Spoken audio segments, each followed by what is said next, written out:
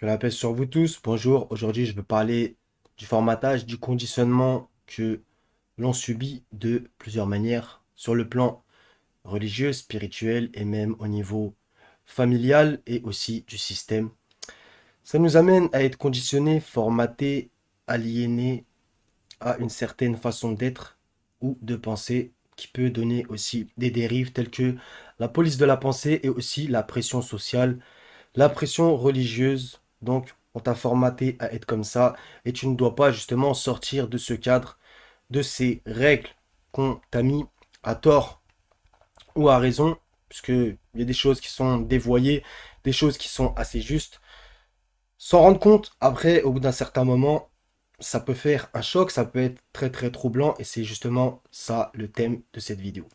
Donc, par exemple, sur le plan ne serait-ce que religieux, tu peux avoir un peu suivi l'exemple parental ou familial, puis après avoir fait tes recherches de toi-même, tu te rends compte que c'est pas forcément ta pensée au final à laquelle tu peux arriver à un certain âge. Donc ça aussi, il y a une part de maturité qu'il faut avoir pour ne pas suivre le troupeau d'une certaine manière, même si, comme je te le rappelle, les parents, ils font ce qu'ils peuvent et eux-mêmes sont aussi le fruit d'une certaine expérience, d'un certain vécu et d'un certain apprentissage qui n'est pas tout le temps négatif.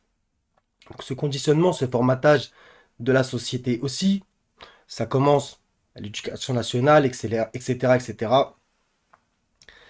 Il va créer au final des humains comme on veut qu'ils soient. Donc ce conditionnement qui peut finalement des fois se transformer en une espèce de réflexe de Pavlov. Donc une situation donnée et toi tu réponds comme on t'a appris à répondre. Voilà, ce ne sont pas des recherches que tu as fait de toi-même qui t'amènent à avoir telle et telle réponse au départ en tout cas.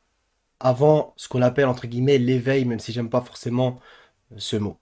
Au niveau religieux, spirituel, tu as peut-être au départ suivi un berger sans aller de toi-même à la source et c'est ce qui, après les recherches t'amènent à te dire, en fait, je suivais quoi. J'étais un suiveur et je réfléchissais limite pas. Grosso modo. Exemple, par exemple, les gens qui ne lisent pas la Bible, ne lisent pas le Coran et suivent des gens qui interprètent la Bible ou le Coran ou les deux de telle et telle manière. Donc je pense que d'avoir ses propres recherches, ses propres analyses, ses propres opinions fondées, forgées, pas selon comme on t'a dit qu'elles étaient, par rapport à sa propre recherche, sa propre expérience, son propre vécu et pratique, et après avoir recoupé telle et telle chose, c'est vraiment la meilleure façon de faire.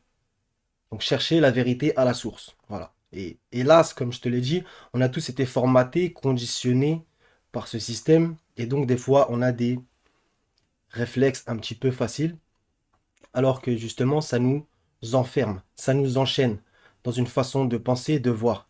Et des fois, des exemples que l'on peut voir ou qu'on peut vivre, ou telle et telle recherche, tel et tel voyage ou autre, des expériences du vécu font que nous changeons d'avis sur telle et telle chose.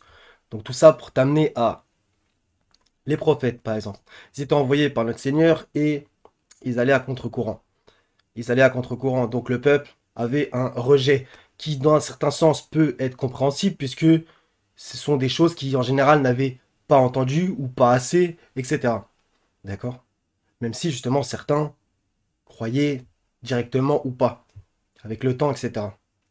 Au message avec lequel ils venaient. Mais ça demande du temps, tout ça. Après un formatage, ça demande du temps pour un déformatage. Donc ce disque dur que nous avons en nous, si je peux prendre l'exemple de l'ordinateur, il a pris plein de choses. Puis après, un jour, si tu as envie de faire réinitialiser, c'est pas forcément simple. C'est pas forcément simple, même si justement, il n'y a peut-être pas tout à réinitialiser. Il y a certaines bases à garder, des grandes lignes, etc. Et jarter certains documents qui, en vérité, devraient se mettre à la poubelle. On va dire que tu t'es réveillé sur certains sujets, spirituels ou autres, qu'après que tu veuilles le prêcher, tu te doutes bien que toi-même, ayant été plus ou moins formaté, quand après tu essaies de réveiller les autres, bah voilà, c'est pas facile. Et c'est facile pour personne. Donc, on a été touché, Les autres, sur certains points, le sont encore totalement. Ils sont totalement enchaînés par un dogme et une doctrine. Toi, tu veux en vérité leur dire, tu vois, t'as les mains comme ça, et j'arrive avec une pince et je veux te couper tes chaînes. Le mec, il dit non, laisse-moi avec mes chaînes. C'est une image. Mais ça, c'est logique. Et il faut l'accepter, je pense, avoir une certaine forme de compassion au mieux qu'on peut, pour, au final, si le Seigneur veut, que les gens puissent au mieux se libérer. Et on peut amener un âne pour aller boire, mais on ne peut pas le forcer à boire. Donc c'est aussi chacun a son rapport avec sa recherche de la vérité. Il y a des gens qui ne veulent pas, qui ne veulent pas, qui ne veulent pas. Ils en ont appris quelque chose, ils ont l'impression que c'est la vérité, ils sont dessus et ils mourront sur ce qu'ils ont appris et ce qu'ils pensent être le vrai. Alors qu'en vérité, c'est une recherche constante. D'accord? Sur tous les sujets, c'est une recherche constante.